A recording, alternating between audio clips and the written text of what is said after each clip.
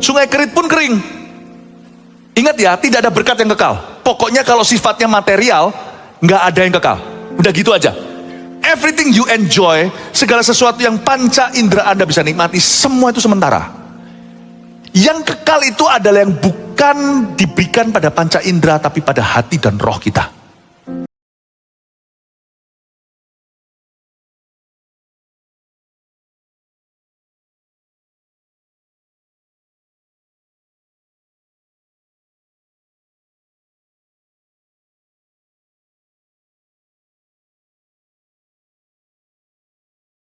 Karena ini berguna bagi hidupmu. Kebaktian sekarang, saya berikan judul, masuk ke dalam momentum dan zona mujizat Allah. Bagaimana kita berada di bawah radarnya Tuhan. Tuhan itu tidak pernah paksakan berkat. Tapi kita harus tahu diri dan tahu menempatkan diri. Kalau kita berada di posisi menerima, mudah sekali berkat itu diberikan. Jangan alergi dengan kata berkat. Karena Tuhan kita bukan Allah yang mengutuki. Kecuali kalau ada dosa penyembahan berhala dan sebagainya, kutuk itu berlaku. Tetapi sebenarnya kalau kita hidup dalam roh dan kebenaran, kutuk tidak akan bisa menjamah kita. Panjang lebar saya cerita bahwa berkat itu tidak bisa diukur sama materi saja. Karena itu saya mau bicara sesuatu yang lengkap. Satu khotbah saya bagi 5 sesi. Karena itu, mari kita dengarkan yang sesi sekarang ini. Saya percaya Tuhan akan berbicara kepada kita. 1 Raja-Raja, pasal yang ke-17, ayat 1 sampai 16. Saya akan baca ayat 1 sampai ayat yang ke-6 dulu. Elia di tepi sungai Kerit, lalu berkatalah Elia orang Tisbe dari Tisbe Gilead kepada Ahab. Elia itu nabi, Ahab itu raja Israel yang jahat. Demi Tuhan yang hidup, Allah Israel yang kulayani, sesungguhnya tidak akan ada embun atau hujan pada tahun-tahun ini kecuali kalau kukatakan. Jadi mereka mengalami sebuah resesi. Resesi mereka itu juga sampai ke ekonomi. Paceklik berkepanjangan. Kemudian datanglah firman Tuhan kepadanya, inilah cikal bakal mujizat. Jangan suruh firman Tuhan menyesuaikan dengan kondisimu, atau kondisi hatimu, atau perasaanmu. Kalau kita mau berada di bawah, di dalam zonanya yang tepat untuk menerima, kalau kita mau menangkap momentum Allah yang sedang bergerak, kita harus menempatkan diri di mana Tuhan mengendaki. Jangan paksakan dirimu, Tuhan aku maunya begini, aku maunya begitu. Tapi tangkap dan kenalilah kehendak Allah apa, dan beradalah di sana. Berkat gak usah diminta, kebajikan kemurahan akan mengikutimu. Sekali lagi ayat 2, kemudian datanglah firman Tuhan kepadanya, pergilah dari sini, berjalanlah ke timur, dan bersembunyilah di tepi sungai Kerit, di sebelah timur sungai Yordan. Perhatikan, Tuhan tidak suruh dia ke sungai Yordan. Nanti ratusan tahun kemudian, sungai Yordan itulah tempat kehendak Allah. Yesus juga dibaptis di sana. Jangan salah alamat ya. Dia disuruh pergi ke sebuah sungai yang bukan Yordan. Di sebelah timur sungai Yordan, iya. Tapi sungai itu adalah sungai Kerit. Tidak ada sungai yang keramat. Yang ada hanyalah kehendak Allah sesaat. Kenali kehendak Tuhan yang sifatnya itu kekal, mengasihi, mengampuni dan sebagainya. Tapi kenalilah juga kehendak Tuhan untuk saat ini bagi hidupmu. Mengampuni itu universal. Tapi bagi orang yang kepahitan, yang dongkol sama seseorang, mengampuni menjadi rema Tuhan saat ini. Meskipun kebenaran sepanjang masa bagi semua orang Kristen yang lainnya. Tapi kalau Tuhan kejar orang itu karena orang itu menyimpan kepahitan, akar pahit di hati, maka tempat itulah, yakni pengampunan, ada berkat. Anda harus mengerti keritmu di mana. Harus tahu keritnya. Lain waktu, hanya di zaman Elia, nabi-nabi lain tidak mengalami apa-apa tuh di Kerit. Ada firman yang easy, ada firman yang hard, ada firman yang mudah. Karena memang kita nggak ngalami apa-apa. Kita Kita nggak ada tantangan di sana. Nanti kita lihat si janda Sarfat. Kalau orang punya limpah suruh memberi itu gampang, mudah. Tetapi kalau orang dalam kekurangan dia disuruh memberi, nah itu susah. Orang disuruh mengasihi kalau semuanya manis kelilingnya cocok sama dia gampang. Tapi kalau dia ditaruh di tempat di mana dia minoritas dan dia dianiaya, dia diperlakukan tidak adil juga, lalu di situ firman mengasihi menjadi susah, nah itu keritmu. Berkat Tuhan itu di kerit Anda, bukan di Yordan. Yordan nanti jadi sulit karena di zaman Yohanes Pembaptis ada oposisi, yaitu ular beludak itu, yakni ahli Taurat dan orang Farisi. Tapi sementara waktu sekarang ini dalam cerita Elia, keritlah tempat yang Tuhan kehendaki. Firman yang susah itu justru mengandung berkat. Firman yang sulit itu karena Anda tahu di hatimu untuk melakukan firman itu, you must let go something, Anda harus melepaskan sesuatu. Dan ini bukan soal pemberian, sebab setiap orang berbeda. Orang tertentu yang gengsinya besar, suruh melayani, waduh salib daging dulu. Tapi bagi orang yang memang gampang melayani, mungkin firman lain susah bagi dia. Orang yang suka melayani biasa begitu, itu mungkin natural atau alami. Jangan avoid, jangan menghindari firman yang sulit, karena justru itulah kerit. Amin. 2023, please jangan jadi orang Kristen yang gampangan. Juga jangan jadi orang Kristen yang cari susah sendiri. Of course kita nggak bodoh, kita nggak mau masuk dalam kesengsaraan yang diakibatkan oleh kebodohan diri sendiri atau self-inflicted suffering. Ngapain sih orang cari masalah yang cari kita kok. Tapi kalau Tuhan berfirman sesuatu dan dagingmu rasa seperti diiris, jangan menangis. Percayalah, Tuhan punya rencana indah di balik itu. Dia disuruh pergi ke Kerit, di sebelah timur sungai Yordan. Dia berkata, Kerit itu apa? Itu sungai tidak bermakna. Siapa tahu Kerit itu sendiri airnya gak bersih, ya kan? Saya gak tahu Kerit itu mungkin anak sungai ya. Mendingan ke sungainya beneran, air lebih dijamin. Ini kan musim paceklik berkepanjangan 3 tahun tidak hujan. Setahu saya sungai Yordan itu turun menerima airnya dari Gunung Hermon. Itu kalau winter nanti airnya itu dingin. Paling bawah itu Laut Mati. Laut Mati itu mineral tinggi. Di situ itu ada elemen healingnya atau kesembuhan. Kaki saya pernah masuk di Laut Mati. Waktu itu ada cracknya, ada lukanya, langsung kering sungguhan. Bukan karena sesuatu supranatural terjadi, tapi memang karena tinggi kadar mineralnya. Seperti kena air garam gitu, mati semua kumannya. Karena kaki saya itu menginjakkan waktu saya membaptis orang di sungai Yordan itu lagi panas lantainya, bukan lantai apa namanya itu tanahnya, itu kaki saya pecah kulitnya. Nah itu di situ sembuh. Nah sungai Yordan itu lebih menjamin. Suruh ke Kerit, itu kan anak sungai. Itu sudah banyak bangkai. Mungkin juga udah banyak orang cuci baju di situ. Bahkan kalau perlu, banyak orang-orang yang terpaksa buang air besar di sana, siapa ngerti.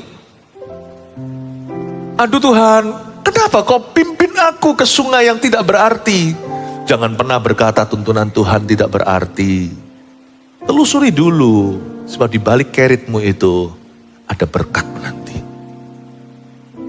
Tuhan punya berkat itu sebagian kelihatan, sebagian lagi itu terselubung.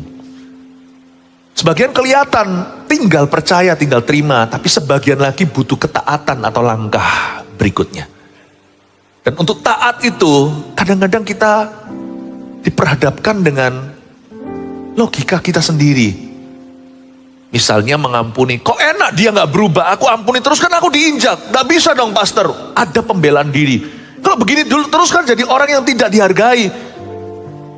Dan itu juga gak mendidik orang itu. Kalau Tuhan lagi mendidikmu, jangan tuding orang lain kenapa dia tidak dididik.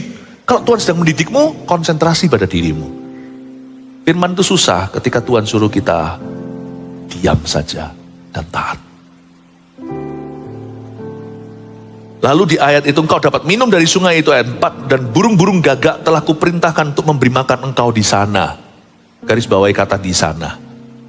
Sebab di sana ini bukanlah alamat dunia. Di sananya dirimu, Bapak Ibu, dengan di sananya diriku beda loh hari ini. Sama-sama berjemaat, duduk sebelahan kiri kanan. Yang satu hari ini Tuhan menghendaki Anda begini, yang satu lagi Tuhan menghendaki Anda begitu. Karena setiap orang itu ari-arinya beda. Apa yang Anda alami beda dengan orang sebelahmu. Hari ini mengampuni mudah bagimu, tapi mungkin bagi orang sebelah Anda itu bukan mengampuni yang jadi masalah. Anda kurang tegas, kurang berani konfrontasi. Gampang orangnya itu lembek, ngampuni, gak berani tegasan berkata, no, you cannot do this to me. Tapi ada orang yang malah ekstrim satunya, terlalu tegas sampai kepahitan, benci aku, awas, aku lawan, awas, aku balas. Yang gitu Tuhan bilang, mengampuni itulah keritmu, di sana aku mau kamu berbuah. Tapi orang yang ya udah, Tuhan berkata sama dia tegas, berani berkata kamu salah, berani berkata sama boyfriendnya, nggak boleh begini hubungan kita, ini melanggar firman Allah. Aneh ya, duduk sebelahan, yang satu disuruh tegas karena terlalu pelin-pelan, yang satu tegas hingga bablas. Sampai kepahitan mau membalas. Tuhan suruh rem kamu. Di sanamu beda sama di sananya dia. Di sanamu dalam hal ini adalah belajar untuk ngalah. Yang satunya lagi nggak boleh ngalah. Bukan Tuhannya pelin-pelan. Tuhan tahu masing-masing anak kebutuhannya beda. Finding God's will, menemukan kehendak Allah, menaruhmu pada radar. Sehingga kita menangkap momentum ilahi dan masuk di dalam zona untuk menerima sesuatu dari Allah. Kalau kita tidak menerima mujizat, kita akan menerima kekuatan baru untuk melakukan kehendak Allah itu. Di manakah keritmu, Bapak Ibu? Di sana, ayat 5. Lalu ia pergi dan ia melakukan seperti firman Tuhan. Ini dia, ini kuncinya. Ia pergi, maksudnya Elia, lalu dia melakukan seperti firman Tuhan. Firman Tuhan itu percuma kalau hanya didengar, karena kuasanya itu baru diaktifasi ketika Anda mulai melangkah. Firman itu tidak ada kuasanya saat Anda mendengarkan saja. Tapi waktu Anda mendengarkan, firman itu jadi iman. Nah, iman itu belum activate sampai Anda tekan passwordnya OBEY. OB. Lalu ia pergi dan melakukan seperti firman Tuhan. Ia pergi dan diam di tepi sungai Kerit itu di sebelah timur sungai Yordan. Pada waktu pagi dan petang, burung-burung gagak membawa roti dan daging kepadanya. Dan ia minum dari sungai itu. Mujizat terjadi di ayat 6. Burung gagak lo bawa roti. Dan burung gagak membawa daging kepadanya. Saya nggak tahu burung gagak itu dapat daging dari mana. Bawa daging itu apa?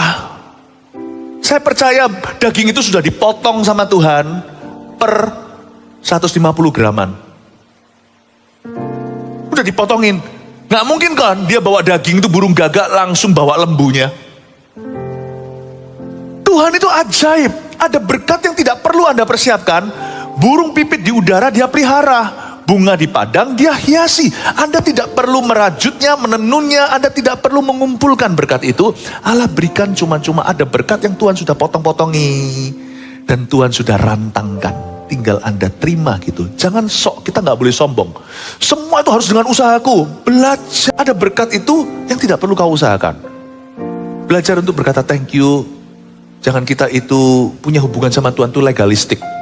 Kalau aku puasa Tuhan akan kasih ini. Kalau aku doa begini, kalau aku memberikan persembahan persepuluhan, baru tingkap langit dibukakan. Makanya itu kalau kita mengembalikan persembahan persepuluhan awal bulan, gak pakai dengan gini kan, biar Tuhan bukakan tingkap, biar Tuhan berkati kita, gak usah. Karena itu cuma mengembalikan.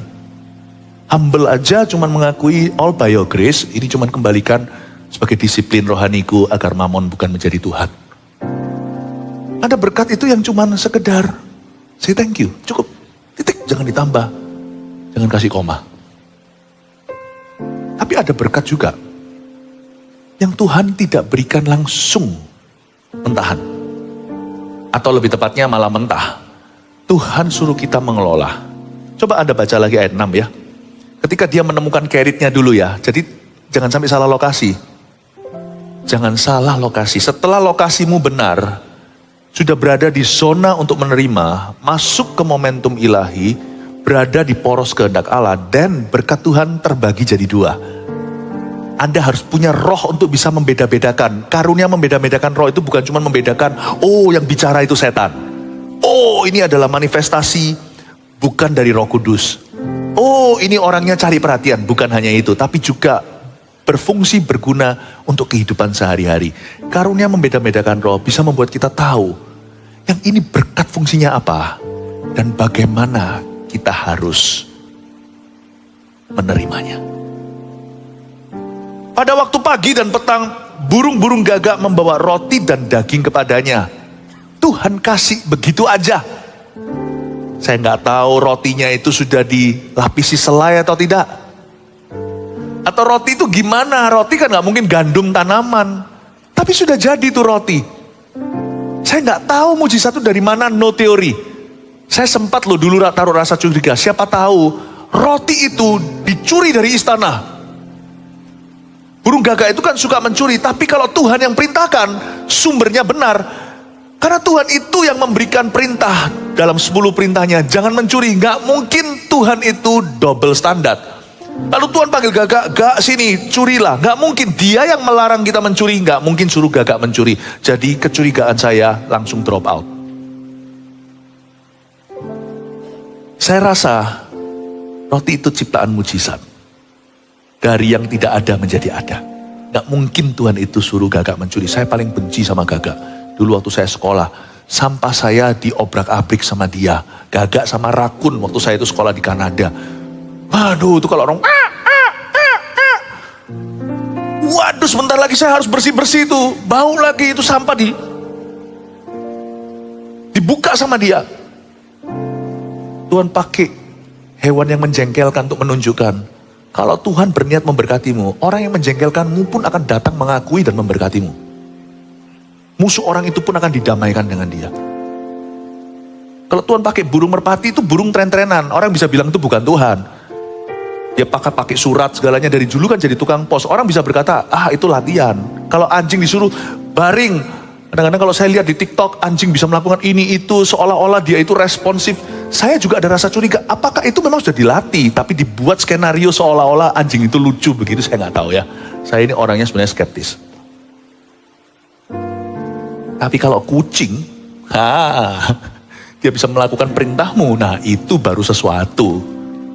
Karena kucing nggak bisa Anda latih, paling tidak nggak seperti anjing. Tuhan kirim gagak. Karena Tuhan mau menunjukkan kalau Tuhan sayang sama Anda, musuh pun jadi hamba, musuhmu jadi hambamu. Tuhan bilang ini gak boleh ada kesempatan orang memfitnah Tuhan berkata ini kebetulan. Mana bisa gagak bawa roti, dimakan sendiri. Gagak bawa daging, dimakan sendiri, dia paling suka daging itu kalau sampah basah, diobrak-abrik sama dia. Tuhan kirim gagak, ada berkat itu yang mustahil. Tuhan kirimkan gitu aja, please rendah hati, gak usah usahakan.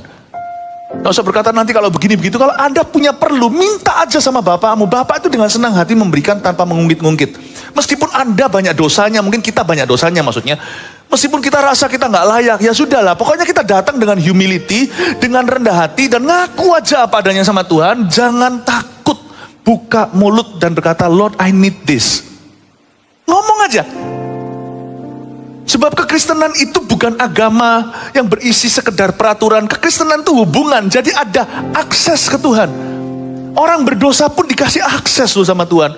Ini cerita Ahab kan. Ahab itu raja jahat. Dia puasa. Memang dalam hal ini dia puasa karena perkabungan menunjukkan pertobatan. Bukan karena puasanya dia dijawab oleh Tuhan. Tapi pada waktu dia datang menghadapi Tuhan, Tuhan kasih sama dia. Tuhan kasih apa yang dia mau. Bapak itu baik, murah hati. Bapak itu bukan hanya cengli, Bapak itu sangat cincai orangnya. Bapak kita tuh murah hati. Jadi jangan pernah mikir dia itu penuh syarat. Enggak loh. Tapi saya ngomong gini bukan berarti kita boleh beralasan berdosa. Hampiri dia dengan roh bertobat. Tuhan tidak akan ungkit. Dia nggak menunggu sampai Anda wisuda dulu dalam ketaatan baru dikasih apa yang kau perlukan. Bapak itu suka ngefur orangnya. Makanya namanya kemurahanmu.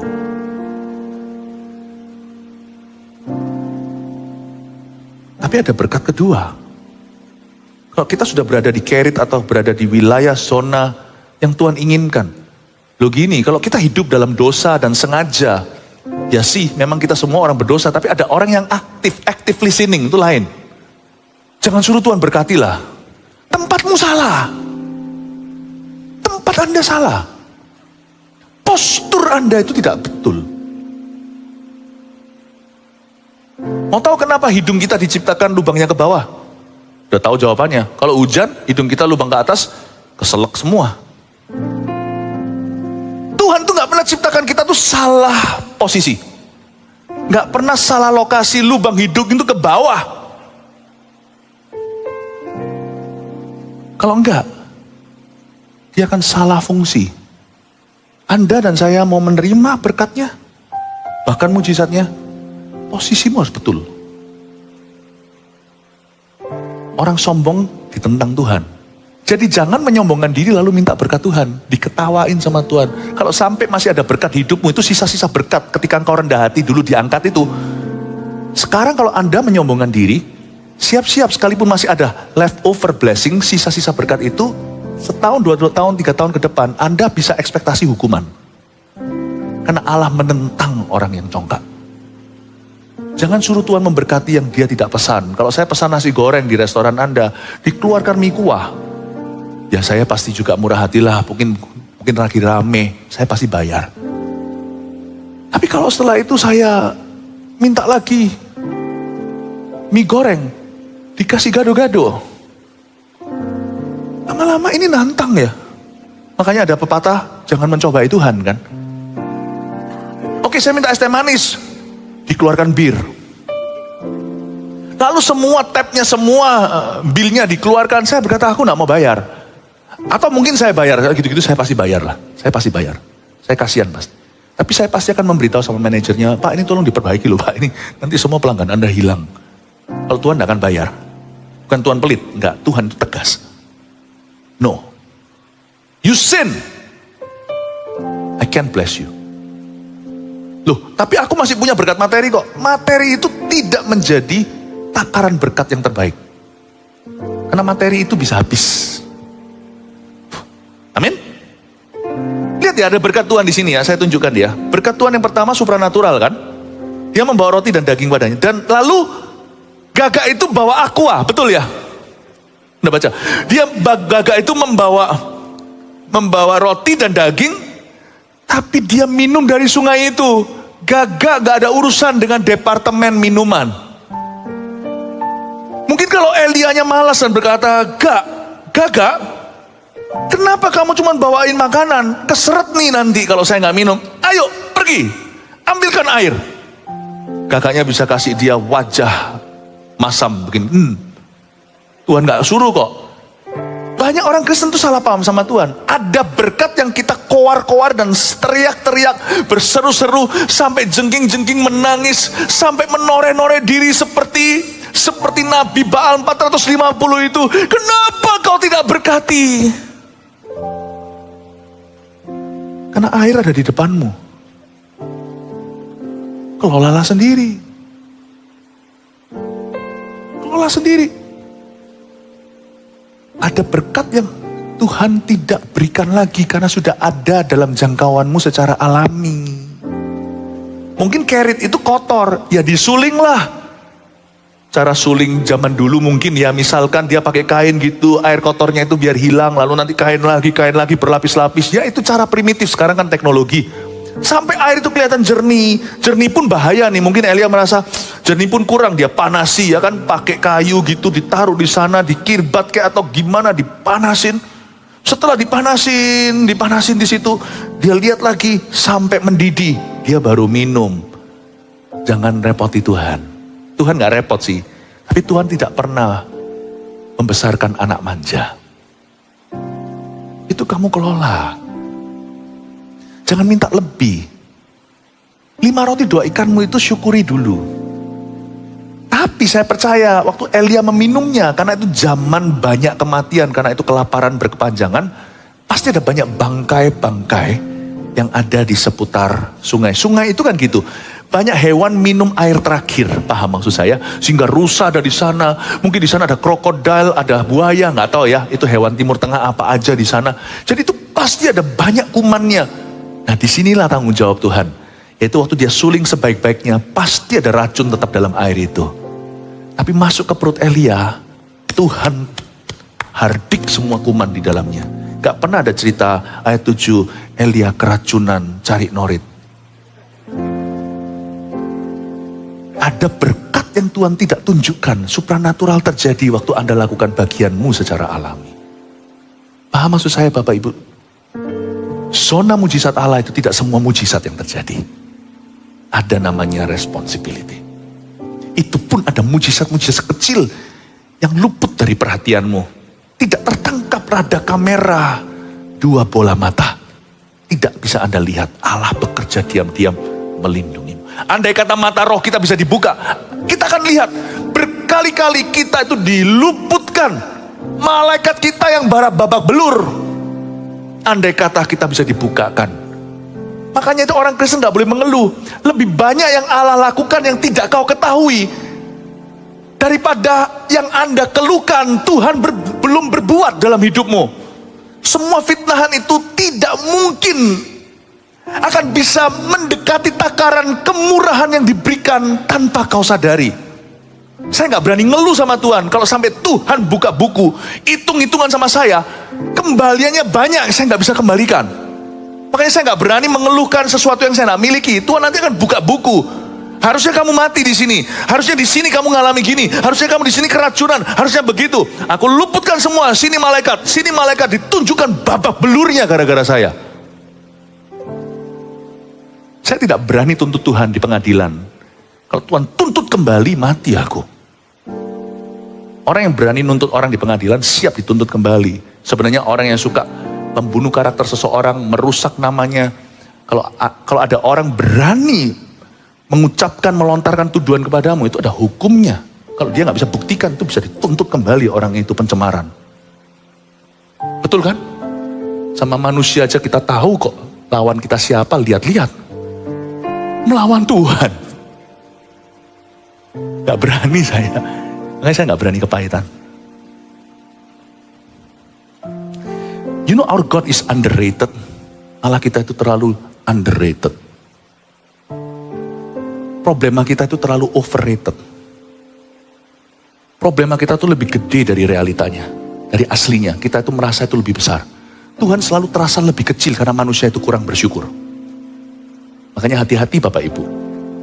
Saya baca di sini burung gagak bawa roti dan daging kepadanya dan ia minum dari sungai itu. Indah ya, ada berkat alami. Di mana tidak ada mujizat terjadi, mungkin disitulah berkat alamimu. Kembangkan dan Anda akan melihat 5 roti 2 ikanmu memberi makan 5.000 orang dengan regularly atau dengan teratur. Haleluya, kasih tepuk tangan untuk Tuhan. Belajar sesuatu, amin. Hari ini kebaktian ini saya mau lebih banyak menjamah soal sikap hati atau attitude kita. Supaya kita itu jangan pernah salah posisi di hadapannya. Percuma lah ngomong berkat apa kalau posisi hatinya salah. Ya, sekarang kita lihat ayat 7. Tetapi sesudah beberapa waktu sungai itu menjadi kering, ya kan? Sebab hujan tiada turun di negeri itu. Sungai Kerit pun kering. Ingat ya, tidak ada berkat yang kekal. Pokoknya kalau sifatnya material, nggak ada yang kekal. Udah gitu aja. Everything you enjoy, segala sesuatu yang panca indera Anda bisa nikmati, semua itu sementara. Yang kekal itu adalah yang bukan diberikan pada panca indera, tapi pada hati dan roh kita. Sungai Kerit pun akhirnya kering. Maka datanglah firman Tuhan kepada Elia ayat 8. Ini firman kedua, firman ke-1 tadi pergi ke Kerit. Lihat firman kedua disuruh ke Sarfat. Bersiaplah pergi ke Sarfat ayat 9 yang termasuk wilayah Sidon. Dan diamlah di sana. Ada kata di sana untuk kedua kalinya. Ternyata kata di sana itu terus berubah. Sesuai dengan tuntunan Allah secara spesifik dalam kehidupan kita. Tadi Tuhan suruh orang itu yaitu Elia disuruh ke Kerit. Sekarang disuruh ke Sarfat. Maka datanglah firman Tuhan. Ini firman kedua. Ingat ya. Sebelum firman ke-1 kau lakukan, tak akan ada firman kedua. Tuhan itu tertib. Tertib itu bukan berarti kalau puji-pujian tenang. Kita bisa melompat-lompat berjingkrak-jingkrak seperti lembu lepas Maleakhi pasal 4. Kita juga bisa seperti Daud yang menari-nari hingga memalukan. Tertib itu maksudnya Tuhan itu tahu PR terakhir kita apa yang belum kita lakukan, jangan minta pewahyuan baru. Kita hanya bisa move on kalau langkah sebelumnya kita taat sudah. Firman pertama harus dilakukan dulu. Tapi manusia kan gak mau gitu. Manusia itu good businessman. Kita semua itu good businessman. Sebenarnya kalau ada orang berkata, aku tuh gak punya kemampuan. Enggak. Manusia itu semuanya pinter negosiasi. Coba sama Allah. Kalau bukan karena Allah kita itu berhikmat dan bijaksana, pasti sudah berkali-kali kita manipulasi. Kalau kita sama Tuhan kan kita maunya begini, tunjukkan dulu sepenuh perjalananku, tunjukkan aku semua gambar besarnya. Manusia kan selalu ingin tahu hasil akhirnya, baru setelah itu kutentukan langkahku. Gini loh Tuhan, ujungnya apa dulu, baru setelah itu langkahku. Tuhan gak bisa begitu. Makanya Tuhan gak bisa dimanipulasi. Rencana dan kuasa Tuhan itu dipenggal-penggal per fase dalam hidup kita. Supaya manusia, kata pengkhotbah, takut akan Allah. Karena manusia itu punya kecenderungan untuk selalu membengkokkan jalan Tuhan. Kita ini semuanya punya bakat alami. Anda dan saya termasuk saya. Kita itu punya bakat untuk kita itu tidak nurut sama Tuhan. Ya. Jadi karena itu dipenggal-penggal. Manusia akan kepingin lihat hasil akhirnya. Tapi rencana dan kuasa Tuhan itu selalu diwahyukan dan diberikan secara bertahap. Supaya kita belajar berserah. Supaya kita mencari Tuhan. Karena kalau kita mencari Tuhan itu it's good for you. Sama dengan olahraga itu it's good for your body. Mencari Tuhan itu it's good for your eternity. Olahraga itu bagus untuk tubuh kan. Belajar itu apalagi kalau sudah senior gitu ya. Membaca kayak atau apa. Ini otak harus mutar. Harus berputar supaya nanti jangan pikun. Penyakit orang tua apa? Pikun kata orang. Harus berputar. Jadi belajar sesuatu yang baru itu bagus sih. Tapi kalau kekekalan apa yang bagus? Belajar mencari Tuhan. Manusia itu seperti kelinci, tidak bisa lari kalau tidak ada wortel 100 meter di depan. Makanya Tuhan penggal. Bukan karena Tuhan yang butuh pengagungan kita, tapi kalau kita sampai dikasih jalan luasnya penuh, biasanya kita setengah jalan tersesat dan kita lupa sama Tuhan. Makanya ada ayat yang berkata gini, Tuhan jangan biarkan aku kelaparan nanti aku mencuri, kata Amsal. Ini dari Salomo sih. Tapi jangan biarkan aku kaya raya melebihi kapasitasku untuk jaga hati, supaya jangan sampai aku lupa Tuhan. Jangan sampai aku kepepet nanti aku curi ayam tetangga, dikepuki sekampung nanti aku mati. Tapi jangan sampai aku kaya raya melebihi, intinya jangan sampai kasih aku semua yang aku mau deh. Karena aku gak tentu bisa handle itu. Bisa saja aku melupakanmu. Makanya Tuhan itu ngerti. Dan orang yang berkata begini Amsal itu berhikmat. Makanya ini disebut kitab bijaksana. Karena hanya orang yang kenal Tuhan dan kenal dirinya.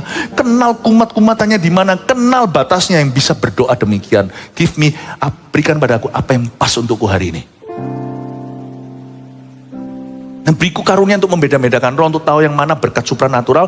Yang supranatural ini tidak perlu aku kasih sesuatu sama Tuhan seperti iming-iming atau seperti Tuhan membutuhkan imbalan, nggak perlu. Tapi ada berkat tertentu yang daripada aku minta Tuhan berikan mentah-mentah, aku minta penyertaannya. Aku minta Tuhan sertai prosesnya. Anda harus bisa mengerti yang mana adalah mana, supaya 2023 hatimu jangan syarat dan tersesat dalam kekecewaan. Karena banyak kali anak-anak Tuhan itu sering salah paham sama Tuhan. Kalau salah paham sama orang bisa dibenarkan, konseling selesai. Tapi kalau salah paham sama Tuhan, Apalagi salah paham sama rohnya yang bekerja dalam diri kita. Nah, Roh Kudus itu penasihat. Nah, kalau kita salah paham sama dia, siapa yang nasihati kita? Jangan-jangan jatuh ke tangan setan. Ini luar biasa ayat-ayat ini. Tuhan suruh dia ke Sarfat. Tuhan kasih dia selangkah demi selangkah. Dulu waktu dia di Kerit, si Elia tidak tahu Sarfat. Tidak tahu apa yang akan terjadi, sekalipun ini nabi sangat peka. Ini salah satu orang yang paling dekat sama Tuhan. Buktinya, hanya 2 yang disuruh dampingi Yesus waktu Tuhan Yesus diberikan rundown acaranya naik ke Kalvari itu. Musa dan Elia. Tapi dia pun tidak tahu 2 langkah ke depan. Dia dikasih Tuhan bertahap. Jangan terburu-buru tergesa-gesa dalam 2023. Jalani per bulan, oke? Lalu nanti setiap Sabat, setiap kali kita berkumpul seperti ini untuk beribadah, jalani setiap minggu rema-remanya, jalani setiap hari saat teduh. Lihat ya, hidup itu bukan aku tahu apa yang di depanku. Tapi hidup itu adalah aku tahu siapa yang jalan di depan saya. To me, 2023 tidak misteri. Misteriusnya di sini, saya tidak tahu apa yang akan terjadi. Tapi saya tahu siapa yang ada di depan saya. Asal saya jalan sama Yesus, saya aman. Haleluya. Kasih tepuk tangan Tuhan. Ini indah sekali. Lalu dia ke Sarfat. Ketahuilah, aku telah memerintahkan seorang janda untuk memberi engkau makan. Wow. Seorang janda suruh kasih makan. Harusnya kalau menurut saya jadi Elia, langsung saya sudah, bukan diskriminasi, sorry ya. Zaman itu janda itu susah dapat kerja. Saya bilang, kalau dia berkata, aku suruh orang kaya untuk memberimu makan, lain cerita. Ini seorang janda, zaman ini beda. Zaman dulu janda itu sudah pasti selevel sama pemulung. Aduh. Tuhan, please, kalau Tuhan suruh Anda memperhatikan sesuatu yang Anda sendiri tidak menilai itu sebagai sesuatu, lakukan itu. Tahun depan, kalau Tuhan suruh memperhatikan sesuatu yang di luar seleramu, hal-hal itu bahkan tidak Anda banggakan. Jangan menolak kalau Tuhan tuntun ke Palungan. Bisa lahir juru selamat di sana bagi company-mu, perusahaan. Jangan pernah remehkan orang. Tahun depan Tuhan bisa datang disguising atau berselubung orang sederhana di hidupmu. Ada beberapa kunci yang akan Tuhan taburkan tahun depan.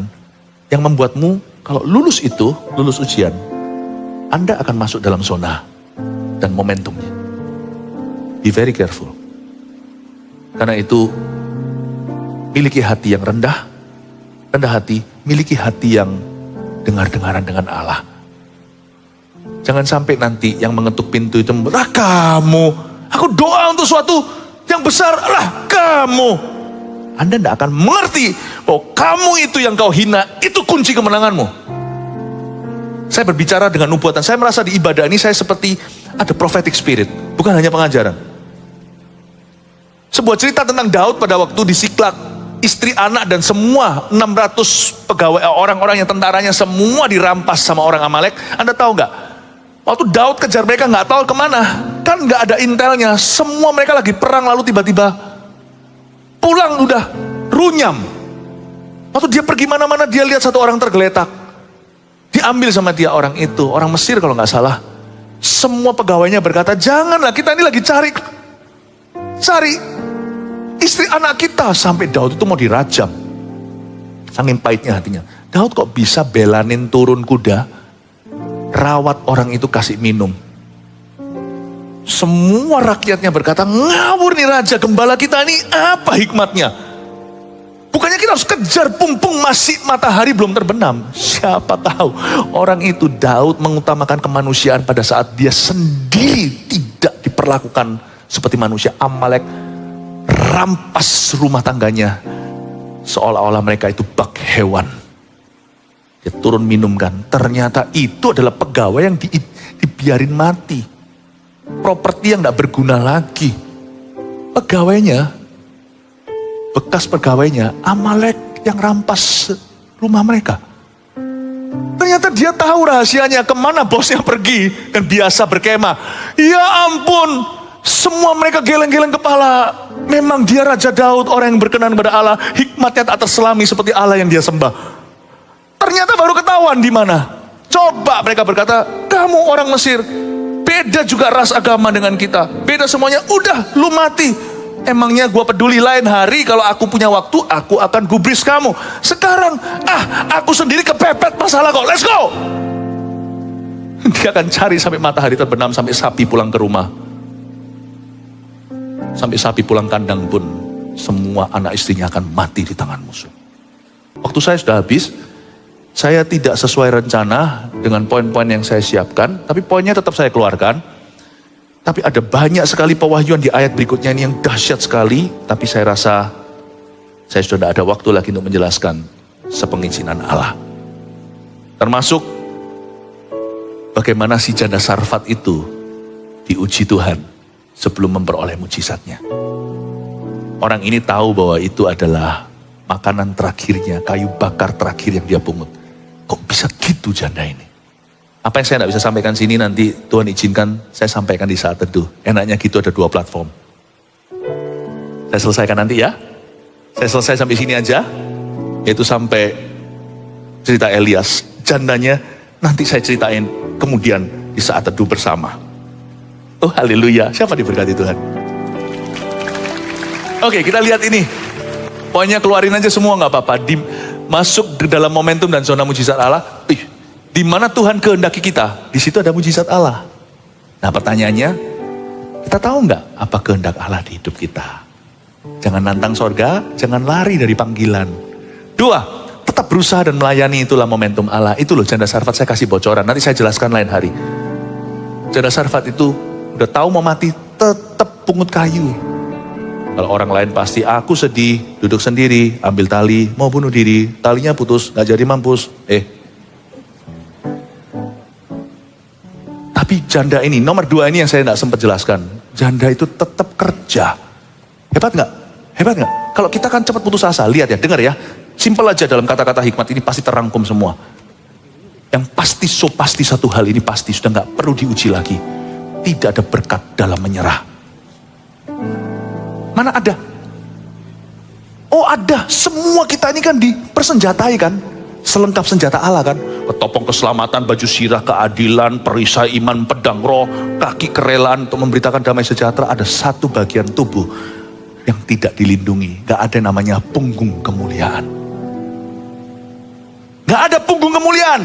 Orang yang berbalik arah mundur tidak dilindungi Tuhan. There is no blessing in giving up. Si janda itu tahu hari ini terakhir kali aku pungut kayu lalu mati. Tetap mungut kayu dia. Buktinya waktu Elia minta sama dia, minta tepung itu bikinkan untuk aku. Dia bilang ini untuk aku dan anakku, lalu kemudian besok kami mati. Meninggal dunia. Tetap masak. Tidak ada berkat dalam menyerah, putus asa, nunggu mati. Gak ada berkat. Kalau Anda mau diberkati Tuhan dan jalan dalam zona berkat, terus berjuang, terus berusaha, dan tetap melayani. Dia lihat di situ ada seorang nabi, kasihan dia masakkan untuk dia. Tetap dia punya jiwa pelayanan, mau kena kanker stadium 3 atau stadium 4 sekalipun. Apa yang kau bisa lakukan? Tanganmu temukan, layani Tuhan, layani jiwa-jiwa, layani umat Tuhan. Kerja, bangkrut aku, dulu bos besar, nguli. Sebab diam saja gigit jari, tidak ada berkat perjanjian Allah di situ. Allah tidak melindungi punggung supaya kita tidak berbalik dan lari. Nggak ada yang namanya punggung kemuliaan. Tetap berusaha dan melayani, itulah momentum Allah. Buktinya dalam waktu singkat terjelaskan sudah poin 2 ya sudah, anggaplah sudah saya jelaskan. Nggak usah saya jelaskan di saat itu bersama juga nggak apa-apa. 3 tadi saya sudah sampaikan kan, kuasa Tuhan bekerja secara bertahap sesuai ketaatan. Jadi jangan minta. Kelihatan semua gambarnya. Taat itu selangkah demi selangkah. Taat selangkah, Tuhan bukakan jalan baru. Taat lagi, Tuhan bukakan Sarfat. Karena itu taat itu indah. Taat itu gak merugikan. Taat itu membuat kita justru maju dalam rencana Bapa. Sekalipun waktu Anda taat gak kemana-mana, seolah-olah percayalah Anda lebih kemana-mana daripada Anda tidak taat. Karena orang yang tidak taat akan mundur. Bersyukurlah untuk 5 roti 2 ikan atau $7. Biasanya orang itu mintanya adalah $7.000 dolarnya. Tapi kalau Anda punya 2 ikan, 5 roti, 5 tambah 2, $7. Nanti kalau $7 itu bisa beli minuman makanan terakhir. Kalau Anda tidak hargai lalu itu hilang, $7 itu jadi berharga. $1 saved is $1 earned. Bahasa Inggrisnya. $1 Anda bisa simpan, Anda bisa tahan. Itu sama dengan $1 Anda dapat $1. Biasanya orang tidak menghargai apa yang dia punya sampai hilang dia mau dapatkan lagi. Coba lihat orang yang habis uangnya di meja judi. Tahu gitu, aku udah hilang 1.000. Tahu gitu, aku udah hilang 10 juta. Judi lagi, masuk lagi. 20 juta ruginya. Sekarang merindukan 10 jutanya tadi. Kenapa enggak sekarang 10 juta meskipun enggak bisa apa-apa? Ini tok yang aku punya. Orang lain punya angkanya nolnya banyak. Aku cuma 10 juta padahal anakku sekolah, kuliah, apa segalanya. Ini kalau hilang, Anda pasti dambakan. Jadi kalau Anda tahan dan jaga dan kelola, sama dengan Anda dapat 10 juta baru. Jangan tunggu hilang baru dihargai. Di tanganmu itu, asal nggak hilang, itu seperti Anda dapatkan fresh, seperti Anda barusan memperolehnya. Kuasa Tuhan itu bekerja secara bertahap.